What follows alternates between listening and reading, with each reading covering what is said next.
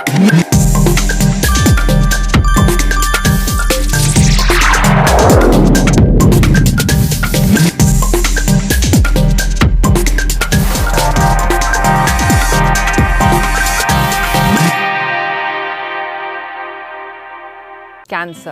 कितना लोडेड शब्द है ना।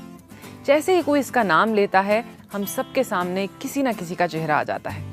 एक टाइम था कि कैंसर औरों को होता था, लेकिन पिछले 10-15 सालों में अपनों को होने लगा है। लेकिन ट्रीटमेंट का खर्च अब भी बहुत लोगों की पहुंच के बाहर है। हम सब उन केसेस के बारे में जानते हैं, अक्सर सुनते हैं, जहां लोगों ने अपने इन्वेस्टमेंट्स, अपने एसेट्स, यहाँ तक कि अपने घर तक बेच दिए to save a loved one. अब कैंसर ना होने की टिप तो मेरे पास नहीं है, लेकिन कैंसर से रिलेटेड फाइनेंशियल ट्रॉमा को अवॉइड करने की टिप जरूर है। हाय, आई एम वानी और इंश्योरेंस के बारे में मैं बहुत ही पैशनेट हूँ। क्यों? क्योंकि ये एक ऐसा एरिया है जो जितना इम्पोर्टेंट है उतना ही मिसअंडरस्टूड भी है। LIC और मैं इस वेब सीरीज के माध्यम से इंश्योरेंस के बारे में कुछ कंफ्यूजन्स दूर करना चाहते हैं। शुरू करें? तो आज की हमारी टिप है कैंसर सर्वाइवल पे, फाइनेंशियली ऑफ कोर्स। सबसे इंपॉर्टेंट चीज जो हमें ध्यान में रखनी है वो है कि हमारे पास बहुत ही लिमिटेड कंट्रोल है इस सिचुएशन में। हम अपनी हेल्थ का अच्छा ध्यान रख सकते हैं, रिस्क फैक्टर्स से दूर रह सकते हैं, लेकिन इसकी कोई गारंटी नहीं कि ये सारे प्रिकॉशंस लेने के बाद भी हम 100% सेफ रहेंगे। हम अपने चांसेस कम जरूर कर सकते हैं, but we can not bring these to zero.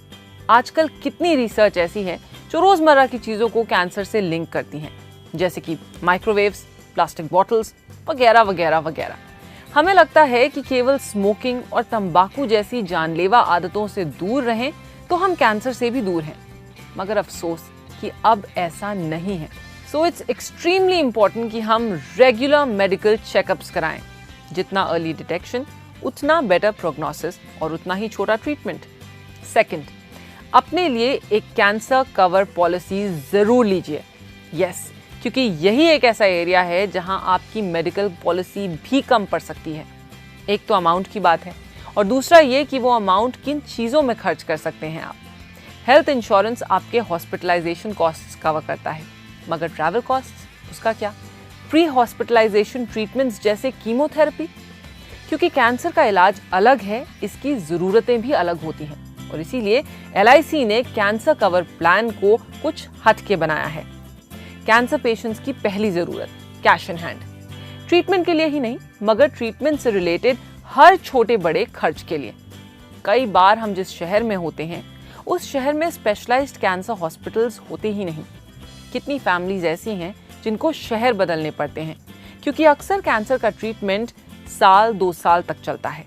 Cancer policies में आपको अपने कवर का 100% पे आउट मिल जाता है अगर डायग्नोसिस मेजर स्टेज की हो। साथ में कवर का 1% हर महीने। अगर आपका कवर 50 लाख का है तो हर महीने आपको 50,000 मंथली इनकम अगले 10 सालों के लिए। कैंसर के साथ लड़ने के लिए पूरी स्ट्रेंथ चाहिए होती है, और इस समय नौकरी या बिजनेस होल्ड पे जाता ही है। तो ये जो एक्स्ट्रा मंथली इनकम आ रही है वो आपके स्ट्रेस को मैनेज करने में बहुत काम आती है। अगर पेशेंट नहीं रिकवर करते तो उनकी फैमिली को ये मंथली इनकम मिलती है जब तक 10 साल नहीं बीतते। अगर कैंसर माइनर स्टेज का है तो आपको अपने कवर का 25% पे आउट मिल जाता है। सो अगर आपके कवर 20 लाख के हैं तो 5 लाख पे आउट, और बाकी अगर कैंसर मेजर स्टेज तक जाता है तब। और ये सब आपके हर महीने के चाय कॉफी के खर्च से भी कम दाम में। जानते हैं, साल के 3,000 रुपए भी नहीं लगते 25 लाख के कवर के लिए, किसी 30 साल के इंसान के लिए, यानी हर महीने के 250 रुपए से भी कम। कैंसर कवर फैमिली के किसी बुजुर्ग की तरह ही है, समय आने पर पीछे नहीं हटता, और वो सब करते हैं जिनकी जरूरत है बिना किसी कहासुनी के।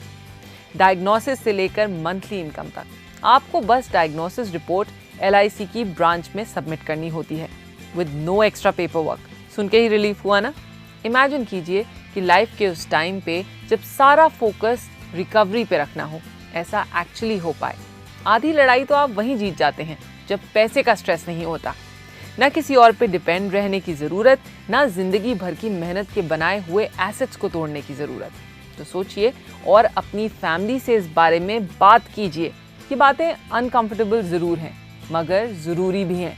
और फिर अपने LIC एजेंट से कैंसर कवर पॉलिसी की जानकारी भी लीजिए।